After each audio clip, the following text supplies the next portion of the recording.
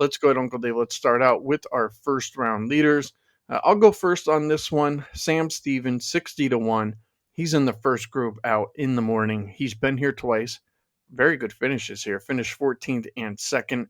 So you would imagine he actually likes his place quite a bit, based on his results. Last week finished 18th, and his game was well above average. But I have a feeling like TPC San Antonio will treat him pretty good. I don't know if this is a course that necessarily suits his game, but he shot here low before. He went ahead, fired a 66 here 2 years ago. So something's good here with Sam Stevens. He's been pretty good.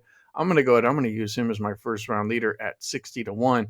And then I'm going to go with the guy that won here last year. That's Akshay Bhatia at 40-1. He came out on fire here last year. I think that's really why he ended up winning. He went ahead and shot a first round 63, and he also went ahead, posted a 67 and a 68. And, those scores are going to go ahead and they're going to get you to the top of the leaderboard, and that's why Akshay Bhatia won.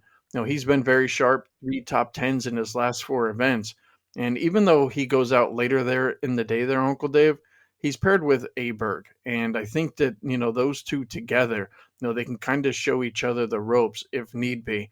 Plus, the afternoon sweat there, Uncle Dave, I won't have to worry about it a whole hell of a lot because if Sam Stevens is leader, at least I got a guy that can maybe probably catch him and pass him out in Akshay Bhatia. So those are my 2 first-round leaders there, Uncle Dave. Sam Stevens, 60-1.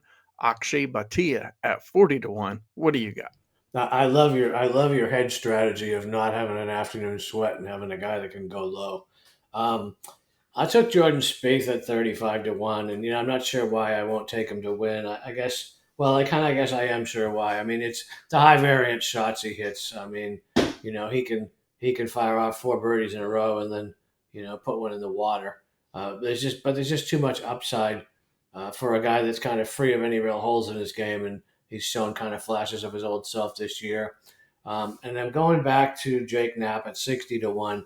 I had him right here on my card last week. Obviously, that didn't cash, but let's not forget how capable this kid is. We lost a first round leader ticket to his 59 in West Palm, and he's opened in the 60s in 6 of his last 8 tournaments, and obviously he also has an early tee time. So I have a small, a medium, and a large. The large being Eric Cole at 90-1. To me, this is all about recent form. I mean, I like Eric Cole personally, but he went through a rough patch in February where he didn't do much of anything. I think he missed most of the cuts, but he's been T12 and T14 his last 2 events, and he's off the tee first this week.